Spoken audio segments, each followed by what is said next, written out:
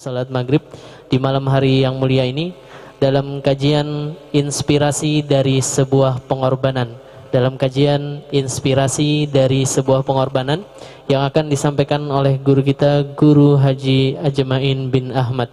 Untuk itu mari bersama-sama kita berniat itikaf selama di masjid ini untuk menuntut ilmu. Kepada Guru Haji Ajmain bin Ahmad kami persilahkan. Allahumma salli ala Sayyidina Muhammad. Bismillahirrahmanirrahim. Assalamualaikum waalaikumsalam warahmatullahi ta'ala wabarakatuh. Alhamdulillah, alhamdulillahil qadim wujuduh, al-amimu fadluhu wajuduh, khaliqil aflaki wa mudabbiriha wa badil asya'i wa musawwiriha. Ahmaduhu hamda man waffaqahu fa'arafah wa ashkuruhu ala tamamin ni'mah wal minnah. Ashhadu an la ilaha illallah wahdahu la sharika lah, ilahun jalla wa ala 'anil mathili fi dzati wa sifah.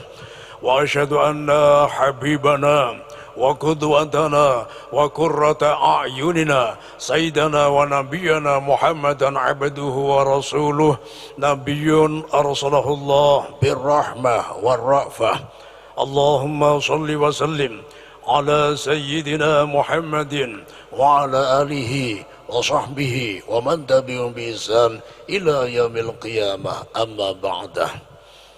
Kepada para alim, para ulama, para habaib, para syaraif, para tuan guru, para asatid wa asatidah yang kami hormati dan kami muliakan, kepada para hadirin hadirat wal mustami'in wal mustami'at jamaah Masjid Baitul Muttaqin Islamic Center Samarinda, Kalimantan Timur yang dirahmati Allah Subhanahu wa taala. Puji syukur marilah senantiasa kita panjatkan dari lubuk hati kita yang paling dalam kehadirat Allah Subhanahu wa taala atas limpahan rahmat, taufik, hidayah dan inayahnya yang diberikan kepada kita semua, yang akhirnya berkesempatan malam hari ini kita bisa berkumpul bersama, bermuajahah, saling bertatap muka dalam rangka mengkaji ilmu agama demi pendekatan dari kita kepada Allah Subhanahu wa taala. Dan kita berkumpul dalam kondisi syihah, afiah, tanpa kekurangan sesuatu apapun. Salawat serta salam marilah kita haturkan ke junjungan kita baginda Rasulullah sallallahu alaihi wasallam yang senantiasa menunjukkan kepada umatnya dari jalan gelap gulita mulai dari zaman jahiliyah yang mana masyarakat di masa dahulu belum mengenal Allah, belum mengerti hukum-hukum Allah, ditunjukkan oleh beliau dengan penuh kesabaran dan penuh kasih sayang menuju ke jalan yang terang benderang yang berubah, ajaran agama Islam yang penuh keridhaan. Mudah-mudahan Allah Subhanahu wa taala senantiasa memberikan kasih sayang khusus kepada kita semua, memberikan perhatian khusus kepada kita semua, memberikan perlindungan khusus kepada kita semua, sehingga kondisi kita senantiasa sehat jasmani, sehat rohani, dan sehat ekonomi. Amin, amin, ya rabbal alamin.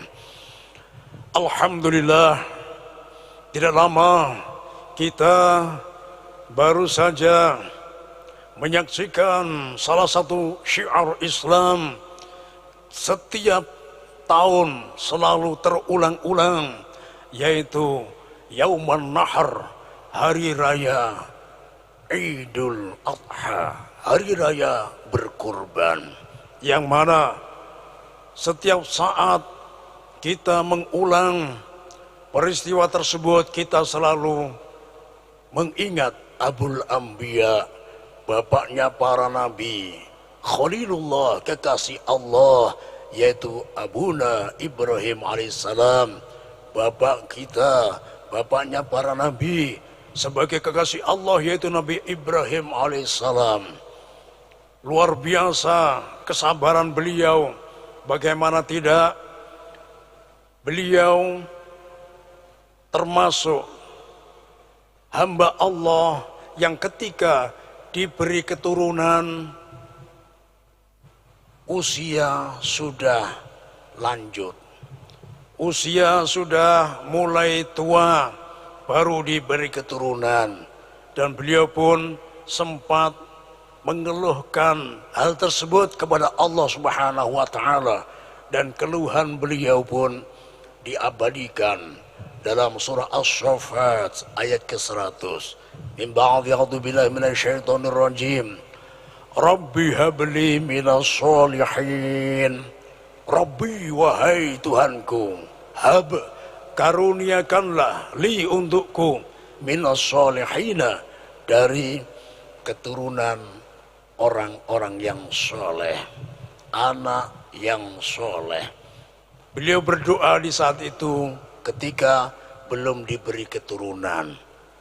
Betapa tidak, sebagian riwayat menerangkan bahwa Nabi Ibrahim ketika dikhitan wa umruhu thamanina sanah, umurnya sudah menginjak 80 tahun. Waqtatana bil qadum, beliau dikhitan bil qadum. Sebagian riwayat nama qadum adalah nama suatu daerah, bil qadum. Beliau dikhitan di suatu daerah yang bernama Qadum. Sebagaimana halnya Rasulullah SAW wulida bi Makkah. Rasulullah SAW dilahirkan bi Makkah, huruf ba dengan makna arti fi Makkah, ai fi Makkah, tapi lafadznya bi Makkah, di kota Mekah. Nah, makanya bil Qadum, ada sebagian pendapat ulama bahwa Qadum adalah nama tempat, dan sebagian ulama yang lain mengartikan Qadum adalah salah satu alat pemotong kayu tepatnya, yaitu kapak. Bahasa Arabnya kapak, Qadum. Nah, dalam artian Nabi Ibrahim ketika khitan pakai kapak. Nah, ini ya. Nah, kalau zaman kita alhamdulillah sudah pakai gunting mantrinya ya. Sekarang lebih profesional lagi, pakai laser ya, langsung karing ya, kawak peselawar langsung ya, luar biasa. Nah, ini walhasil Nabi Ibrahim ya, umurnya sudah senja, baru dikaruniai seorang putra. Itu pun lahir dari Sayyidatina Hajar. Sebagian riwayat Sayyidatina Hajar ini adalah tawanan dari Raja Mesir saat itu. Dalam artian beliau statusnya budak, tapi tidak seperti budak pada umumnya. Beliau adalah tawanan perang karena kerajaan beliau dikalahkan oleh Raja Mesir saat itu. Maka kaum wanita dan anak-anak dijadikan tawanan. Dalam artian Sayyidatina Hajar adalah keturunan raja menurut salah satu versi. Makanya beliau juga sangat istimewa ya. Dari Bunda Hajar inilah ijabah doa Nabi Ibrahim dari Allah Subhanahu wa taala, dikaruniai seorang bayi yang mungil, yang sangat sabar. Fabasyarnahu bi ghulamin halim. Fabasyarna, maka memberi kabar gembira siapa kami, kata Allah Subhanahu wa taala, bi ghulamin, dengan seorang pemuda atau bayi saat itu, halimin, yang sangat sabar, yaitu Nabi Ismail yang sangat imut-imut.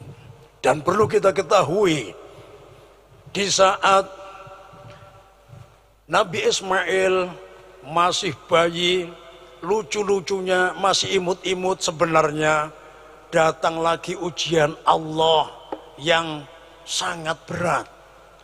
Allah memerintahkan Nabi Ibrahim untuk menghijrahkan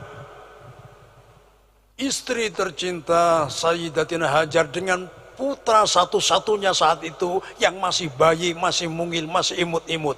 Disuruh menghijrahkan bukan di tempat yang ramai, bukan di tempat yang subur, makmur, banyak penghuni, tidak. Tapi di padang pasir, suatu lembah, padang pasir kering keronta, tidak ada tanaman sama sekali, tidak ada satu orang pun yang menjadi penghuni di tempat tersebut, bahkan tidak ada setetes pun dari mata air. Bayangkan. Dan ini pun diabadikan oleh Allah Subhanahu wa taala dalam surah Ibrahim ayat ke-37. Min ba'di a'udzu billahi minasyaitonir rajim. Rabbana inni askantu min dzurriyyati biwadin ghairi dzi zar'in 'inda baitikal muharram. Al-ayah. Wahai Tuhan kami, sesungguhnya aku menempatkan sebagian dari keturunanku biwadin, di lembah Mekah saat itu. Min ghairi dzi zar'in, yang tidak ada pohon sama sekali, tidak ada tanaman sama sekali. Inda baitikal muharram, di sisi rumahmu yang mulia, di sisi Ka'bah, di sisi Masjidil Haram, Mekah Al-Mukarramah. Di saat itu, bayangkan, sangat berat. Lagi asyik-asyiknya ternyata perintah Allah untuk menghijrahkan di tempat yang sangat memprihatinkan. Luar biasa. Tapi karena ini perintah Allah, tetap beliau taati, beliau patuhi. Luar biasa ya. Kemudian ketika sudah menginjak umur dewasa, datang lagi perintah Allah yang di luar nalar manusia.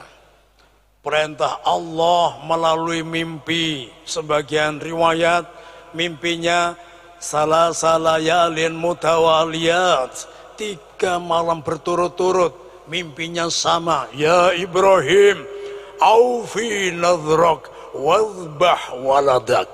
Wahai Ibrahim, penuhi nadarmu, sembelih putramu. Beliau kebingungan, kapan saya bernadar menyembelih putra saya? Ya. Kapan ulun bernadar menyembelih anak ulun? Sekong haja, anak satu-satunya. Masya Allah. Terbangun.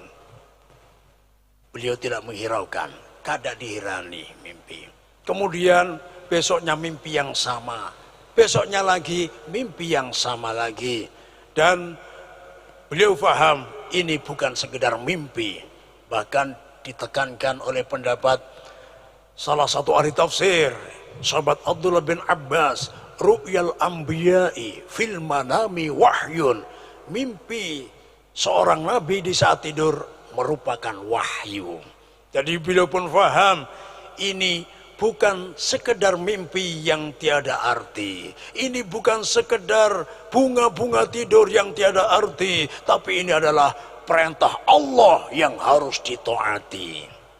Maka beliau pun segera memantapkan niatnya untuk mematuhi perintah Allah, menyembelih putra satu-satunya. Keesokan harinya diajaklah putra satu-satunya yang sudah menginjak umur dewasa. Wahai putra kesayanganku, ya bunayya, wahai putra kesayanganku. Nabi Ismail yang dimaksud, putra kesayangan beliau.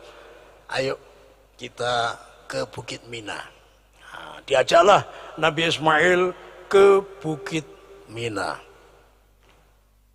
Sebelum keluar dari rumah, Nabi Ismail sempat disuruh bawa 2 alat. Ya, ihmil habl wa mudiyah, ambil tali dengan parang atau pisau yang agak besar, yang tajam. Dia sempat ditanyakan kepada ayahnya, untuk apa wahai ayahku perlu bawa tali sama bawa parang?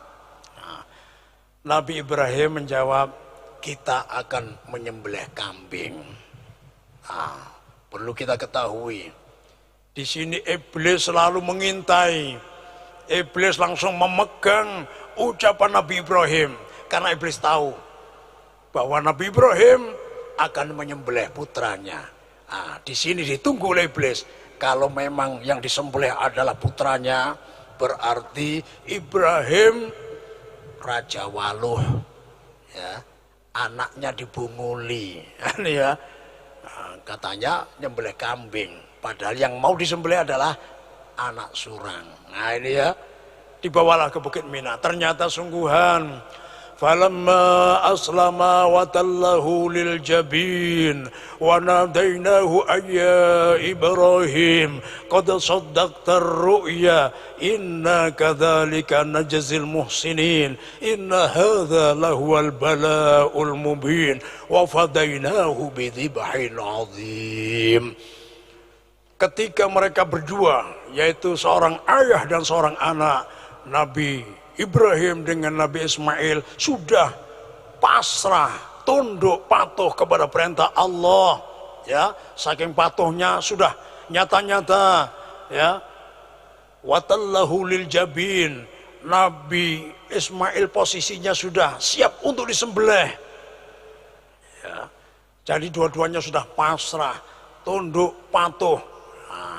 Nah, di sini ada sedikit perbedaan ulama yang unik, ya. Salah satu versi, katakanlah versi pertama, Nabi Ismail minta untuk diikat. Wahai ayah kesayanganku, tolong ikat badanku. Kenapa wahai anakku? Biasanya kalau hewan-hewan disembelih ketika sakaratul maut, mereka gerakannya sangat luar biasa, sangat dahsyat.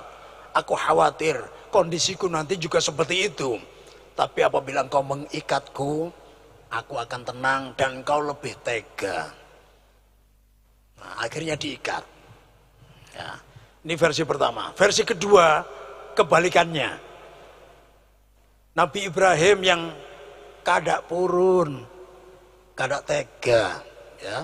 Jadi Nabi Ibrahim yang mengikatnya. Ketika Nabi Ibrahim mengikat, justru Nabi Ismail yang bilang, wahai ayah kesayanganku,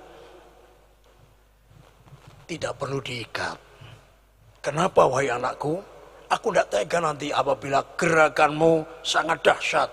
Ya. Tidak tega melihatmu kesakitan. Seperti pada umumnya hewan-hewan yang disembelih. Ya. Bukan itu masalahnya wahai ayah kesayanganku. Engkau menyembelihku dalam rangka mematuhi perintah Allah. Dan kejadian ini, yang akan kau lakukan ini, tidak hanya disaksikan orang sekitar kita, makhluk sekitar kita, para hewan, tapi para malaikat di langit juga menyaksikan. Bahkan yang tidak kalah penting, kayak iblis. Wah, iblisnya Tuhan, ya. Nah, iblis juga mengintai kita. Jadi kalau engkau mengikatku, nanti khawatir tersebar gosip Ibrahim sama Ismail mematuhi perintah Allah dalam keadaan terpaksa. Buktinya anaknya diikat, ya, terutama si Ismail. Coba kalau tidak diikat, ya, hendak disembelih lawan abahnya, bukahnya. Wah, ini ya, mungkin demikian, ya. Jadi karena, ya, supaya tidak tersebar gosip yang negatif, tidak perlu diikat. Supaya semua makhluk menyaksikan, para malaikat juga menyaksikan bahwa aku memang benar-benar pasrah mematuhi perintah Allah. Masya Allah. Dan versi yang kedua ini yang paling kuat, ya. Dan menurut ayat tadi, Allah memanggil Nabi Ibrahim, wahai Ibrahim, qad saddaqta ru'ya, wahai Ibrahim, engkau telah membenarkan perintahku sekalipun lewat mimpi. Ya. Sebagian riwayat menerangkan bahwa Nabi Ibrahim memang benar-benar menyembelih putranya, ya, benar-benar mengasah pisaunya dengan tajam, benar-benar ditempelkan di leher Nabi Ismail, tapi tiba-tiba kada landap, tumpul. Nah, ini ya. Jadi sebagai naruri seorang ayah sudah tidak tega menyembelih putranya, malah digoda dengan pisau atau parang yang dipakai menyembelih, yang tadinya nyata diasah sangat tajam, kok tiba-tiba tumpul, ditekan masih tumpul, akhirnya tidak tega dilemparlah itu pisau. Dan di sini pisau atau parang berbicara. Wallahu antaqa kulla syai'. Allah adalah zat yang bisa membuat segala sesuatu berbicara. Salah satunya parang. Wahai Nabi Ibrahim, ana andilau, saya antara dilema dan galau. Wah, ini ya, parangnya ini merasa galau, bingung di antara dua pilihan. Apa yang membuatmu galau? Apa yang membuatmu bingung? Ana bainal amroin, aku dihadapkan dua perintah. Siapa yang memerintahkanmu?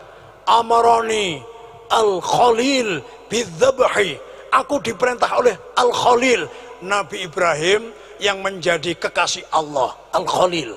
Aku diperintah oleh Nabi Ibrahim, Khalilullah, yang menjadi kekasih Allah, supaya aku tajam, supaya dalam prosesi penyembelihan putranya lancar. Tapi ada perintah dari arah lain. Wa amronil jalil bil man'i, dan Allah yang maha agung memerintahkan aku supaya aku tumpul, kada tajam, kada landap. Jadi di sini Nabi Ibrahim paham siapa yang lebih berhak untuk dipatuhi di antara Nabi Ibrahim Al-Khalil, Nabi Ibrahim sebagai kasih Allah, atau Allah Al-Jalil, Allah yang maha agung. Tentunya Allah yang maha agung yang dipatuhi oleh mudiyah, ya, pisau atau parang tadi. Sekalipun sudah diasah tajam, tapi Allah Al-Jalil memerintahkan supaya tumpul, maka perintah Allah yang dituruti. Sekalipun ditekan dengan keras, tetap tumpul, karena perintah Allah demikian. Nah, ini ya, luar biasa. Sudah terbukti bahwa Nabi Ibrahim memang benar-benar pasrah dan mematuhi perintah Allah. Di saat inilah didatangkan kambing made in surga. Inna kadzalika najzil muhsinin, sesungguhnya kami membalas perbuatan orang-orang yang berbuat baik. Inna hadza lahu bala'ul mubin, ini adalah ujian yang sangat nyata. Wa fadainahu bidzibhin azim, dan kami tebus dengan sembelihan yang besar. Didatangkan kambing made in surga menggantikan posisi Nabi Ismail. Jadi yang disembelih bukan lagi Nabi Ismail, tapi kambing dari surga disembelih. Kambing siapa ini? Ini kambing kurbannya Habil, putra Nabi Adam, ketika di masanya diperintahkan untuk berkorban dengan saudaranya Qabil. Perintah kurban sudah ada mulai dari zaman Nabi Adam alaihissalam. Syariatnya berbeda. Dulu semua yang dimiliki, ya, Qabil kebetulan diamanahi buah-buahan, pertanian, maka itulah yang dikorbankan. Yang Habil diserahi atau dipasrahi peternakan, terutama kambing. Dicari yang terbaik, dipakai kurban. Karena dasar ketakwaan dari Habil, kambing yang terbaik yang dipilih, maka inilah yang diterima. Sedangkan Qabil dasarnya kurang bertakwa, asal-asalan. Mungkin kalau buah yang sudah gugur-gugur, sudah dekat-dekat busuk diambil, baru atasnya yang bagus-bagus ditaruh keranjang, atasnya yang bagus, dalamnya busuk. Lain sama Habil, pegang kambing paling besar, sambil jalan sambil cari, barangkali di pertengahan jalan menemukan kambing yang lebih besar lagi, yang dipegang dilepas, dipegang yang paling besar lagi, sambil mencari. Kalau ketemu lagi yang lebih besar lagi, ini dilepas, diambil yang paling besar, sampai tidak ada yang lebih besar daripada yang dipegang. Inilah yang dikurbankan kepada Allah, disembelih, ditaruh di atas gunung. Allah memerintahkan awan berdiri sejenak, berhenti sejenak di atas kurbannya Qabil, karena dasarnya isinya tidak semuanya bagus, tidak diterima. Karena kalau diterima, awan ini turun mengambilnya, dibawa naik ke langit, dibawa ke surga. Karena tidak turun berarti menandakan kurbannya Qabil tidak diterima. Pindah ke kurbannya Habil, ternyata awan tersebut turun, kambing sudah tersembelih, dibawa naik ke langit sampai ke surga. Ketika sampai di surga, kambing tersebut hidup kembali, tergembala di taman-taman surga. Dan kambing inilah yang diturunkan oleh malaikat Jibril atas perintah Allah untuk menggantikan posisi Nabi Ismail. Maka dari peristiwa ini bisa diambil kaidah anna khairan lil ajdad yanfa' al-aulad. Setiap kebaikan dari nenek moyang sangat bermanfaat bagi anak cucu. Di antara nenek moyang Nabi Ismail, Habil bin Adam.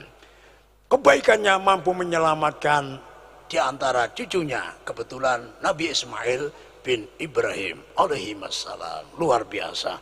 Jadi di situ ternyata yang disembelih kambing. Makanya hikmahnya di sini adalah ketetapan untuk berkorban ukurannya 1 orang seekor kambing. Kalau onta, sapi, kerbau untuk 7 orang. Naharna ma'a Rasulullah SAW amal Hudaybiyah al-badana an sab'ah wal baqarah an sab'ah. Kami menyembelih di tahun Hudaybiyah onta untuk 7 orang dan sapi untuk 7 orang. Ya, di tempat kita ada lagi yang dikiaskan dengan sapi, yaitu kerbau, sama untuk 7 orang. Sedangkan kambing untuk 1 orang. Ya, luar biasa. Dan yang terpenting adalah kebenaran ucapan Nabi Ibrahim kepada putranya tadi. Ketika menyuruhnya, tolong bawa tali dengan pisau atau parang. Untuk apa wahai ayah kesayanganku? Untuk nyembelih kambing. Nah, di sini sang iblis kecewa karena tadi dikira, wah ini yang disembelih anaknya ini ya. Wah, ternyata yang tiba-tiba dekat penyembelihan datang kambing. Yang disembelih memang kambing. Di sini Allah tidak ingin kekasihnya berbohong. Luar biasa. Dan hikmahnya lagi sangat ringan. Ya, ketentuan 1 orang seekor kambing. Bayangkan kalau gantinya tadi seekor onta, maka ketentuan 1 ekor onta, 1 ekor sapi atau kerbau ini untuk 1 orang. Tapi karena kambing, maka kambinglah untuk 1 orang. Dan yang terpenting tidak dihapaki lawan iblis. Nah ini ya, kalau gantinya onta, ini ya, Ibrahim Raja Waluh ya, diwaluhi anaknya ya, katanya nyembelih kambing, tapi ternyata ini sembelih onta. Nah, ini padahal yang disembelih lebih besar ya, masih dihapaki, diremehkan. Apalagi kalau gantinya mungkin kelinci. Kelinci lewat, ditarik, oh ini digantikan. Nah, malah lebih dikucilkan lagi, dibuli lagi oleh iblis. Nah, ini ya luar biasa. Ini pengorbanan Nabi Ibrahim alaihissalam. Terus pengorbanan Ibunda Hajar ketika tadi diperintahkan oleh Allah supaya menghijrahkan Ibunda Hajar dengan Nabi Ismail yang masih bayi di Mekah saat itu, sangat tandus, kering keronta, tidak ada tanaman sama sekali, tidak ada sumber mata air setetes pun. Bayangkan. Tapi luar biasa, beliau sempat bertanya sebagai naluri seorang wanita, seorang istri, wahai suamiku, taroktani, apakah engkau tega meninggalkanku dengan putramu yang masih bayi ini di tempat ini? Nabi Ibrahim pun tidak mampu menjawab, kada purun, kada tega. Akhirnya ditanya lagi, wahai suamiku, apakah Allah yang memerintahkanmu untuk meninggalkanku di sini? Maka disinilah Nabi Ibrahim sambil menundukkan kepala, ini memang perintah Allah. Kalau aku tidak akan tega, ulun kadak purun ninggalkan pian lawan anak kita nang masih bayi. Ini luar biasa. Jawaban Ibunda Hajar, idzan Allahu la yudhi'ana. Kalau begitu tidak perlu khawatir wahai suamiku. Kalau ini memang perintah Allah, Allah tidak akan menyia-nyiakan kami. Nah ini ya, luar biasa. Seorang istri yang solehah mendukung suaminya untuk mematuhi perintah Sang Pencipta Allah Subhanahu wa taala, sekalipun sangat berat menurut hatinya, menurut hawa nafsunya sebagai manusia sangat berat, tapi perintah Allah luar biasa. Malah mendukung, membuat suaminya tidak khawatir dan hilang rasa kasihan, dalam artian menenangkan jiwa sang suami. Jangan khawatirkan kami, Allah tidak akan menyia-nyiakan kami. Walhasil, ya ini nanti ceritanya keluar mata air Zam-Zam sangat panjang. Walhasil inilah pengorbanan sang Ibunda Hajar radhiyallahu ta'ala anha.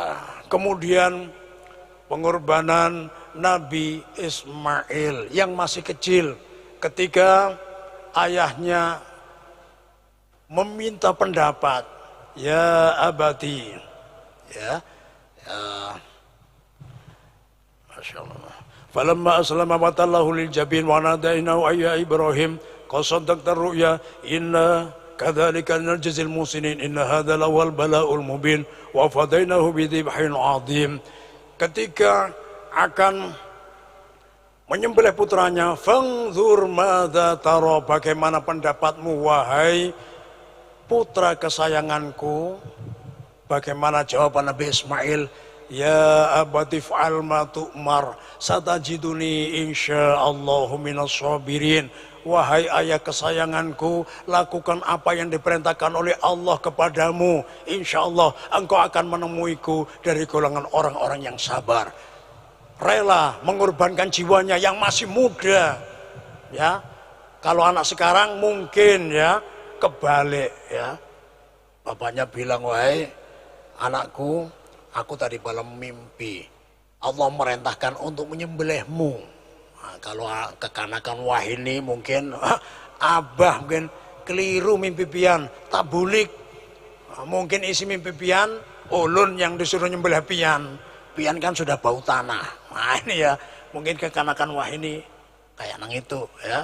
Tapi karena ini anak yang soleh luar biasa, rela mengorbankan dirinya demi kepatuhan kepada Allah Subhanahu wa taala dan berbakti kepada orang tua. Luar biasa. Walhasil dari pengorbanan Nabi Ibrahim, pengorbanan Nabi Ismail dan pengorbanan Ibunda Hajar memberikan inspirasi kepada kita demi pendekatan diri kita kepada Allah Subhanahu wa taala.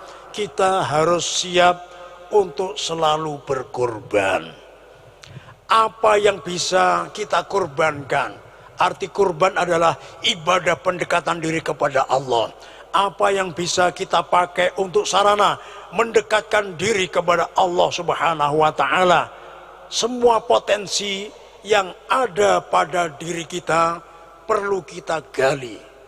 Tentunya beda-beda ya, secara umum bagi kita yang bekerja sebagai pekerja atau karyawan, gajinya setiap akhir bulan, maka di saat itulah bisa kita tuntut diri kita.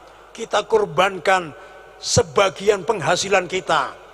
Tentunya yang wajib dulu kita keluarkan zakatnya.